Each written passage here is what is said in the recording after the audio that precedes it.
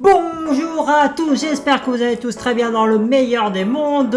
Aujourd'hui on se retrouve sur la suite de la lecture du manga Sexy Cospectol et on va continuer du coup pour le chapitre 58 et 59.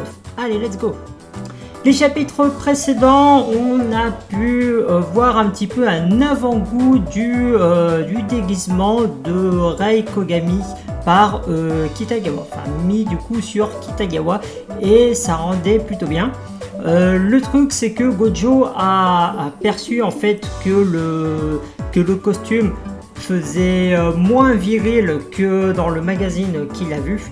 Et en fait il le voyait un peu plus serré, donc du coup là il a dû faire des modifications pour que ça ressemble vraiment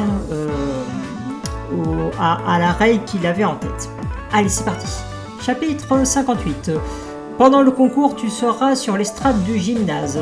Même si tu travailles tes expressions et ton visage, le public sera trop loin pour bien te voir. Donc bah oui, c'est normal, puisque là du coup là ils sont dans le gymnase, et là du coup Kitagawa va arriver du coup sur les côtés, et du coup ceux qui seront devant pourront bien voir Kitagawa en Rei, mais ceux qui sont vraiment au fond ne pourront malheureusement pas bien voir. Et tu ne pourras pas non plus garder les mêmes poses pendant toutes les questions qui se seront posées. On aura le costume, le maquillage, mais il faut une dernière chose pour que tu aies l'air vraiment viril. Pour que tout le monde comprenne instantanément, il te faut une attitude qui va avec la tenue. Bah oui, évidemment. Puisque là, en gros, vu que c'est un cosplay de Rei, même si Rei c'est une fille, elle agit comme un garçon. Donc du coup il faut évidemment que Kitagawa fasse en sorte que ça soit le déclic, pour que les gens dans le public voient ah putain c'est Rei et c'est pas Kitagawa. Tu te rappelles Himeno pendant la convention à Manet, il se comportait comme une fille quelle que soit la situation. En fait, un simple geste, je pense qu'un simple petit geste peut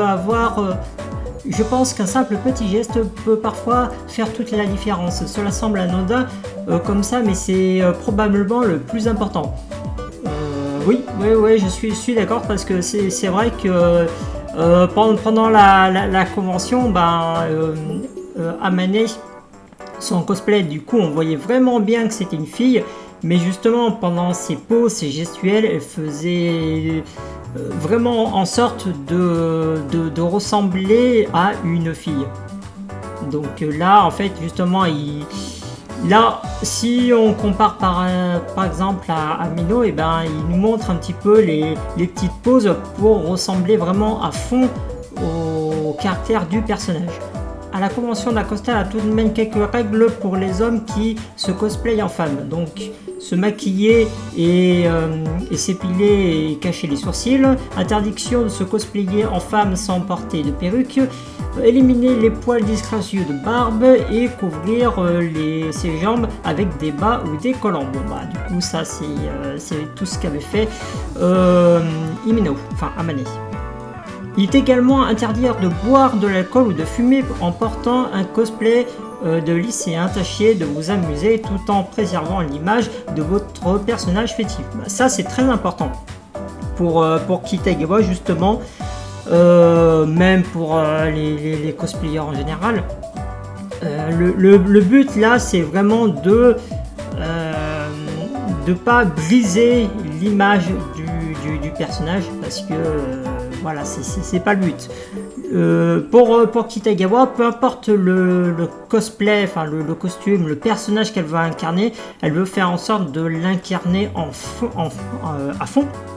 Et justement, elle veut éviter tous les gestes superflus ou débiles qui peuvent dégrader l'image du personnage. C'est vrai qu'Amane avait le comportement qui allait avec son cosplay, c'est pour ça que on ne s'est douté de rien, oui. Mais de qui vous parlez? d'Amane Mino, quelqu'un qu'on a rencontré à la convention. Donc c'est vrai que la première fois, vraiment la toute première fois, quand tu sais pas que c'est un garçon, et ben tu sais pas que c'est un garçon. Oh, elle est trop mignonne et en plus elle est même plus âgée. Donc là évidemment ils comprennent en fait que Himeno est un garçon, et quand ils voient le costume, évidemment bah, ça fait un choc parce que on dirait absolument pas que c'est un garçon, donc c'est assez dingue. C'est toi qui lui a demandé de prendre la pose Kitagawa? Ah, tu as deviné, sérieux? Ah, il faut trop que tu me la présentes, les filles mignonnes, c'est ça ton genre, si tu veux. Mais c'est un mec, hein, et il se travestit, ah, tout est déjà fini. Voilà, là, justement, en fait, il a compris que c'était... Enfin, au début, il a vu que c'était une fille, mais vu qu'il a l'air vachement stupide, là, dès qu'il comprend que c'est un mec, et ben, son espoir s'est brisé. Ah, ça va aller. Et c'est la première fois que je vois quelqu'un avoir le cœur brisé aussi rapidement. Ah ouais, quand même. Ah ouais, il a carrément le cœur brisé. Il est débile, mais simplet et fragile. Alors, donc il faut que je me comporte comme un mec, c'est ça? Bon, je vais essayer. Oui, c'est ça. Bon, on va avoir besoin d'un modèle. Il faut apprendre à compter sur les autres. Donc là, évidemment, là Gojo réfléchit justement, vu que Kitagawa doit se comporter comme un mec. Voilà, il faut que Kitagawa ait l'air viril. Donc justement, il repense aux paroles de son grand-père, et il doit justement ne pas hésiter à demander l'aide des autres pour voilà, pour combler un petit peu le vide qu'il peut avoir. Morita, tu pourrais nous aider? Donc voilà, il s'appelle Morita. Et pas Morito. Lol. Tu as une dégaine vraiment très masculine, alors si c'est possible, je voudrais que tu serves de modèle à Kitagawa. Ça me fait marrer quand il dit tu as une dégaine vraiment masculine. Oui, après, ça reste un mec, hein. Vas-y Kitagawa, admire le spécimen, je suis la vérité et la classe incarnée, mate-moi ça. Tu me gonfles déjà. Oh, vous battez pas. Bon voilà, il se la pète un petit peu dès que... Ça a l'air d'être le genre de mec, bon, stupide, hein, vachement naïf, mais dès que tu lui fais un compliment, paf, il passe d'un extrême à un autre. Bon, placez-vous côte à côte. Morita surtout reste naturel. Comme ça? Oui, merci. Maintenant, Kitagawa essaye de te positionner comme lui. Voilà, on voit quand même une bonne différence. Là, Morita, bon, qui agit normalement, et Kitagawa, justement, qui a l'air un peu plus normal. On voit bien, même je suis sûr que si on lui mettait la perruque et qu'on lui faisait le maquillage, ça se verrait tout de suite quand même que c'est une fille. Tes jambes écartées à la largeur de tes épaules, avec les poings et les pieds tournés vers l'extérieur. Tends bien la nuque et bombe-le un peu le torse. Rentre un peu ton cou. Alors, ouah, c'est dingue, jusqu'au cou, on croirait que c'est un vrai mec. Ah bah oui, là c'est sûr. Dès que tu prends une pose complètement différente, et une dégaine après qui change. Là en fait tu comprends mieux en fait quand Gojo dit justement un petit geste peut tout changer. Là en fait c'est vraiment des gestes pour les gars qui sont complètement anodins, complètement simples pour nous, mais quand tu les poses sur une fille avec le costume qui va avec, bah franchement ça fait toute la différence. Et voilà, évidemment Morita qui se la pète un petit peu. Le plus classe ici c'est moi. Pas étonnant vu le modèle. LOL. J'étais sûr, ça change totalement l'atmosphère qu'elle dégage. Avec ça, je n'ai plus besoin de m'inquiéter pour le costume.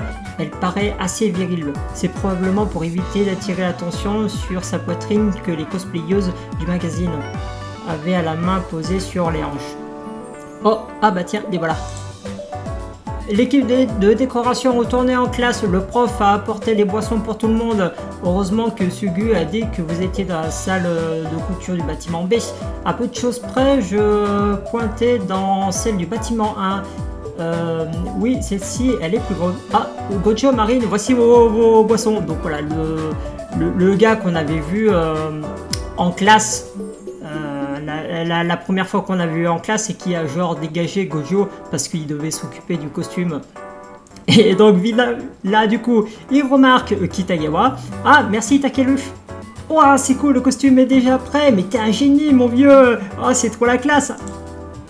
Et voilà, bah, évidemment, là, il joue un peu vachement le mec cool. Bien joué, mec. Merci. Je vais devoir l'ajuster encore un petit peu. Ah, mais ça va être trop chiant. Bah, ne t'inquiète pas, je ne dois pas tout reprendre de zéro. Voilà, donc bon, ça discute évidemment. On a bien fait de venir. Allez, maintenant sors. Tu peux entrer, Murakami. Ouais, donc là, en gros, là le mec il fait pas le. Là, on pourrait croire qu'il se sent mal, enfin, ou qu'il est malade, ou quelque chose comme ça. Mais non, en fait, il n'est pas du tout malade. En fait, il est gêné. Il est très gêné. Apparemment, il avait envie de venir jeter un œil depuis un bon moment, mais il n'osait pas, et je ne sais pas trop pourquoi. Ah bah oui, il fallait venir. Hé Koga, balance pas ça comme ça, crétine. Bah c'est quoi ton problème? C'est que si j'avais dit que je voulais venir voir le costume, tout le monde aurait trouvé que je suis trop à fond dedans et on m'aurait jugé. J'ai trop honte. J'aurais trop eu la honte depuis que vous aurez découvert et je matais ce genre de série. Je me suis décomposé sur place. Là, en gros, là je trouve ça intéressant parce que en fait justement là Murakami ressemble un peu à Gojo d'une certaine manière. Parce que là, ben justement, il est gêné de dire des choses qui regarde, parce que du coup il a maté la série No One Host, et en parler, ben il trouve ça gênant parce que justement il a peur d'être jugé pour dire ouais c'est une série, un manga, c'est fait pour les gamins, etc. T'es nul, on n'est plus ton pote. Donc voilà, il n'a pas envie de se sentir jugé et donc du coup ne pas se sentir écarté du reste du groupe. Et ben finalement il ressemble quand même un peu à Gojo dans ce sens-là, parce que Gojo aime les poupées traditionnelles, mais justement il voulait pas parler de sa passion parce que rappelez-vous vraiment au tout premier chapitre, son ami d'enfance Nonchan justement a trouvé ça dégoûtant, littéralement le mot dégoûtant, que Gojo s'intéresse et aime les poupées traditionnelles, parce que pour elle les poupées c'était pour les filles, c'est pas pour les garçons. Donc du coup le pauvre Gojo à 5 ans il se fait dégager par son ami d'enfance, et ben justement lui il a pas envie non plus de se faire jeter. Voilà, donc là on voit quand même bien là le visage de Gojo, les yeux sont sombres parce que du coup il comprend ce sentiment de gêne et cette honte de dire aux autres ouais j'aime ça il le comprend parfaitement. Il n'y a aucune raison d'avoir honte. Gojo, t'es sérieux? Oui, très. C'est une série vraiment très distrayante. C'est tout à fait naturel de s'intéresser à ce qui s'y rapporte. Moi aussi, je regarde des séries, je n'ai pas hésité une seule seconde à venir voir le costume et je ne vois pas ce qu'il y a de gênant à ça. Tu as de la chance de ne pas devoir te battre pour la zapette. En tout cas, personne ne va te juger pour ça. Là, justement, je trouve que c'est encore une fois super génial.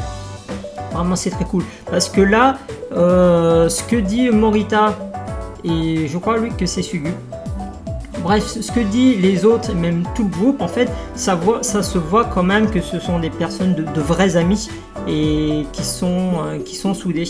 Parce que ce sont des personnes qui ne vont jamais juger la personne sans la connaître. Et ça, ce sont des vrais amis, de véritables amis.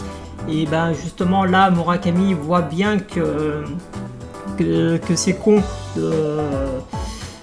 de cacher ça et que ça sert à rien d'avoir honte. Ouais, mais t'es toujours super tolérant, Morita. Bon, vous avez pas tort, allez, je m'en fiche. Et Gojo, je pourrais prendre une photo, s'il te plaît? Je voudrais montrer à ma soeur que l'un de mes potes a fabriqué un costume de Rei, histoire de me la raconter un peu. Donc là, ça fait super plaisir que là, t'as Murakami qui considère Gojo comme son ami. Et bah, ça, franchement, c'est cool. Ah mais oui, bien sûr, avec plaisir. Ah, merci. Viens admirer le travail de plus près, Murakami. Tu verras comme c'est magnifique. Alors, j'ai trop la classe. Ouais, c'est sûr qu'elle la Kitagawa, c'est vrai qu'elle a vachement la classe. Ouah, sérieusement, c'est impressionnant. J'ai l'impression de voir Rei sous les yeux. Ah, comme je te comprends, ça m'a fait pareil. Je peux prendre une photo, Kitagawa? Ouais, vas-y. Prends même la pose de tout à l'heure. Ok. Donc voilà. Ok, là, il y a un problème. T'as Gojo et Kitagawa qui font la tête. Mais vous allez tout de suite pourquoi ils font ça. T'as coupé ma tête, Murakami, t'es un fan, un vrai de vrai. Donc voilà, en fait, il est surtout fan du costume. C'est vraiment ça le costume qui l'emballe.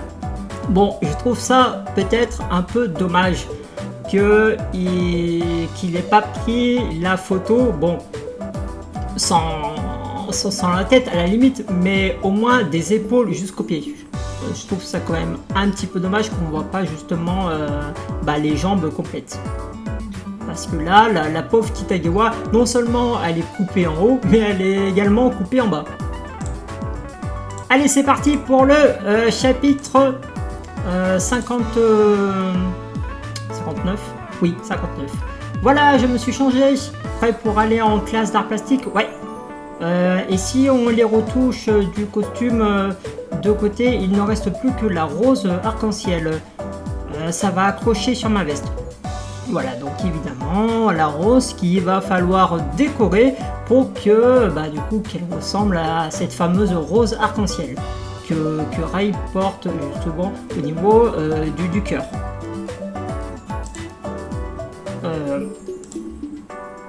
Oui, je crois que c'est au niveau du cœur, ça. Soit le cœur, soit les poumons, enfin bref. C'est ça, c'est indispensable puisque c'est aussi le nom du club où travaille Rei. Waouh, c'est fou, les préparatifs avancent à grands pas. Alors qu'est-ce qu'on a là? Ils sont toujours dans l'école, ils visitent un petit peu, de savoir ce qu'ils préparent. Donc là, il y a une salle de cinéma.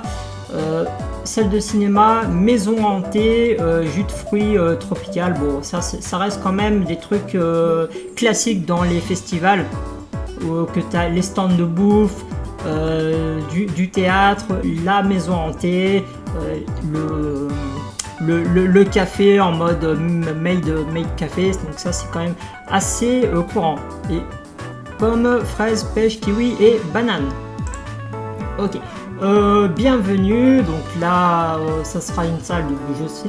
Là il y a du coup un bistrot ici, peut-être que ça sera un autre stand de bouffe ou peu importe. Tout le monde est hyper motivé, on a tous hâte que ça commence. Allez, nous aussi on se met au boulot, oui.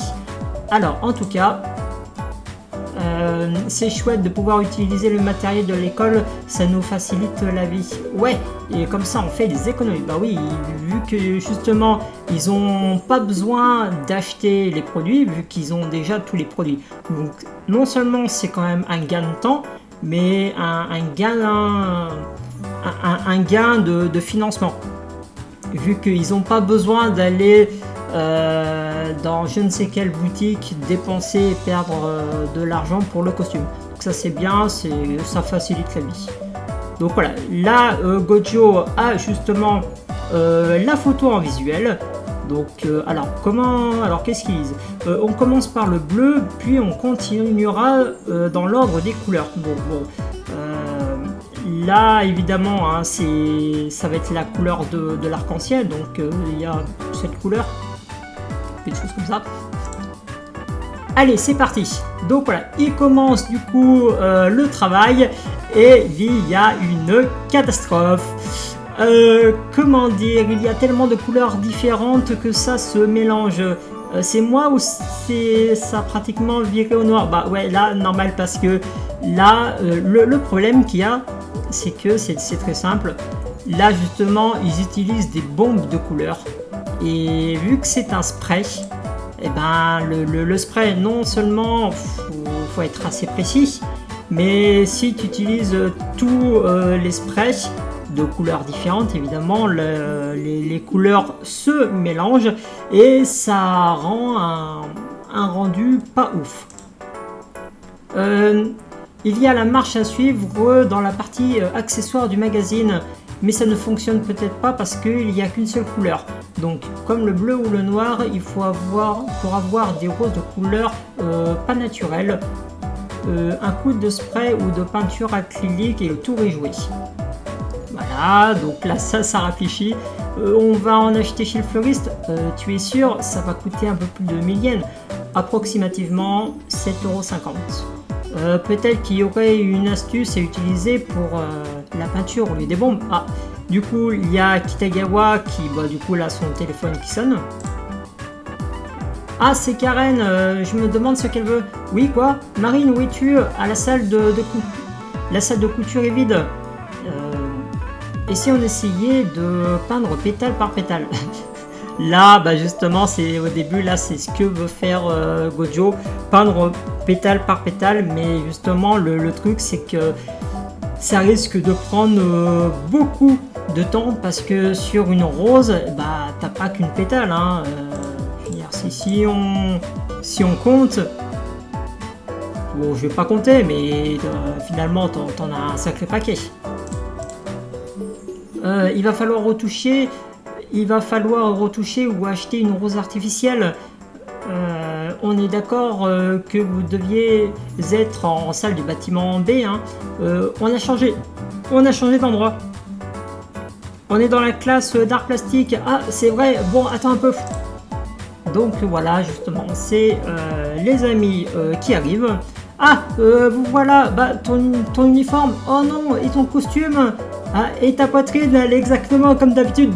Oui, évidemment, parce que là, elle met pour elle, parce que c'est un peu con comme question, mais là justement, elle a mis le costume de Rei et elle a tous les accessoires pour devenir plate. Justement, quand tu enlèves le costume, tu reviens comme tu étais. Donc je trouve ça marrant quand elles disent ouais, elle est exactement comme d'habitude. Oui, elle a plus le costume. Et Noah nous a dit son costume est dément et en plus elle porte des sous-vêtements spéciaux qui lui écrasent les seins et les miches. Donc on était tous imbriqués et on a voulu voir. Ces explications ne sont pas très claires. C'est un truc de ouf. Oui, en même temps c'est pas quelque chose que Noah voit régulièrement, donc évidemment que pour elle ça lui fait un choc. Et ton maquillage, c'est ton maquillage habituel ça? Non, tu t'es démaquillé? Oh, je voulais trop voir Rei, on n'a pas encore testé. Ah bon? Ah, salut Gojo. Dis, ce serait pas la fameuse rose arc-en-ciel ça? Si, mais c'est un échec total. Ah, pas étonnant vu le nombre de couleurs. Moi, je sais en faire des roses arc-en-ciel. Donc voilà, un autre personnage que je sais pas qui c'est, parce que là Kitagawa du coup a dit le nom d'une personne, mais je sais pas si c'est elle. Je pense qu'à mon avis c'est elle qu'elle a nommé. Donc je ne sais pas qui c'est pour l'instant. Sérieux? Ah oui, et en plus c'est facile quand on a la technique.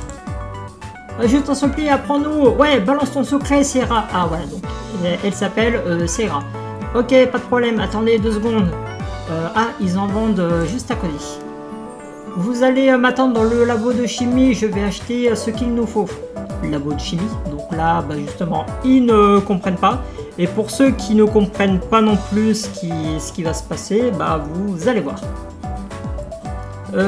Donc c'est parce que tu aides à la boutique familiale que tu sais te servir d'une machine à coudre, c'est ça Gojo? Ah oui, ah ça doit être peinard de bosser chez soi, je suis trop jalouse. Ah c'est moi, ah te revoilà, c'était rapide. Ah j'ai couru comme une dératée, je crève de chaud. Mais c'est une vraie rose blanche, oui, à seulement 200 yens. D'abord on coupe les tiges et ensuite on remplit les tubes à essai avec du colorant alimentaire et on trempe les morceaux dans la tige dedans. Ok. Ensuite on fixe les tubes pour éviter que tout se renverse et il n'y a plus qu'à laisser reposer un jour et voilà, vous aurez une magnifique rose arc-en-ciel. Ok.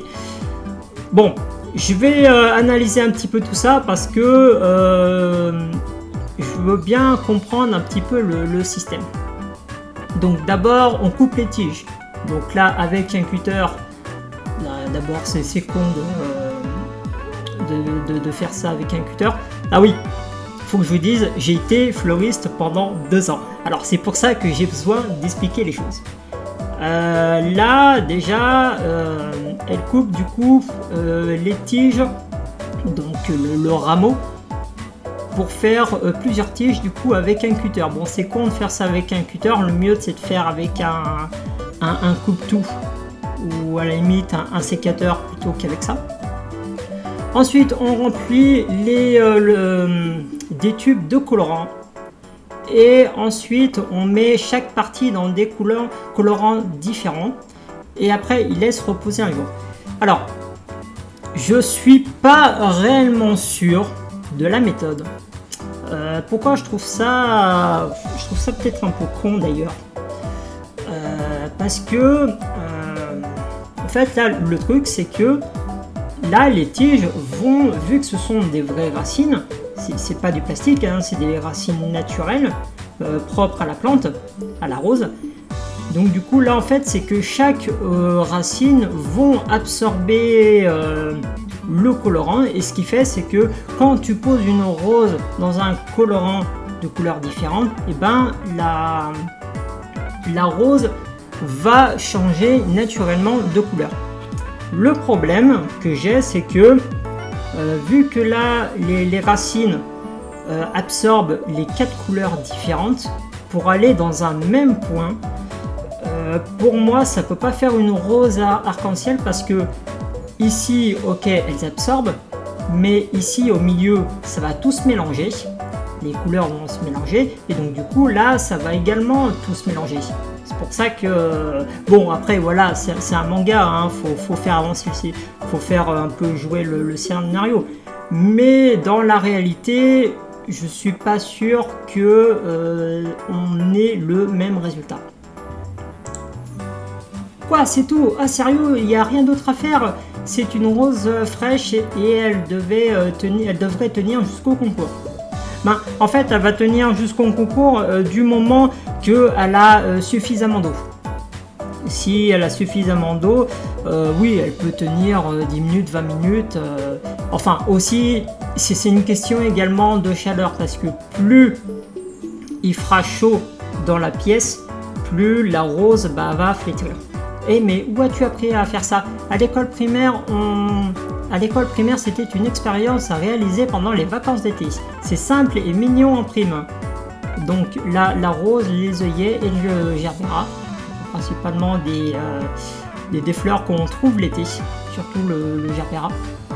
On devrait faire des petites expériences avec des fleurs blanches. Et puis photographier nos résultats et les faire sécher les fleurs avant de les rendre. Ok.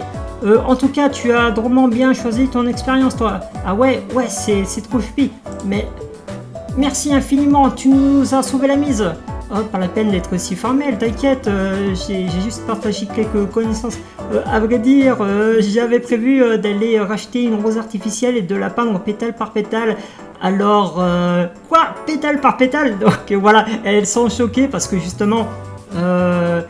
peindre pétale par pétale aurait pris beaucoup de temps et aurait retardé pour le costume.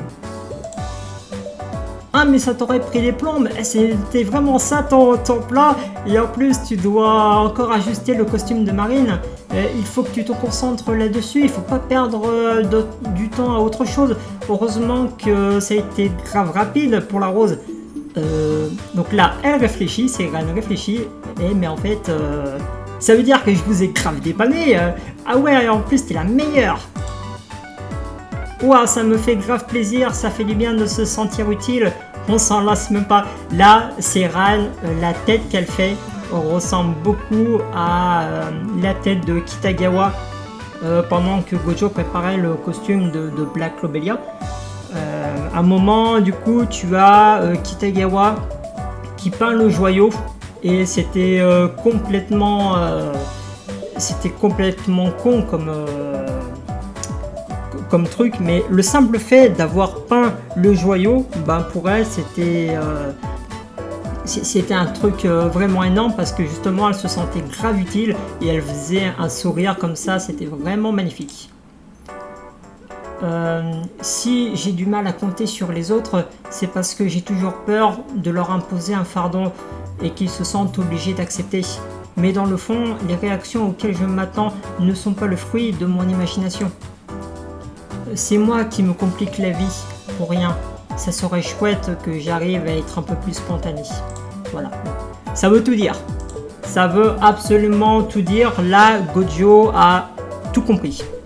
Il a vraiment tout compris sur la façon d'agir, que justement il ne doit pas hésiter à demander de l'aide quand il est dans le besoin. En tout cas, merci à tous d'avoir regardé cet épisode et puis moi je vous dis une prochaine fois pour d'autres vidéos. Allez, salut!